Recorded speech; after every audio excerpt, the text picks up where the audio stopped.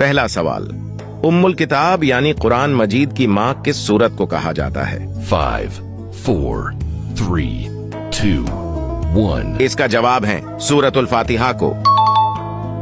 दूसरा सवाल, कुरान मजीद का दिल किस सूरत को कहा जाता है?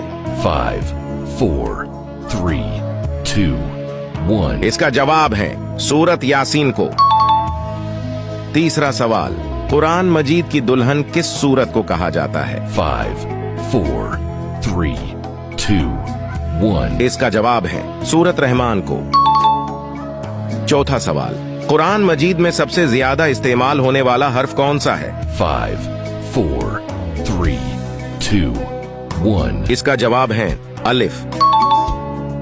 पांचवा सवाल, कुरान मजीद में सबसे कम इस्तेमाल होने वाला हर्फ कौन सा है? 5, 4, 3, 2, 1. इसका जवाब है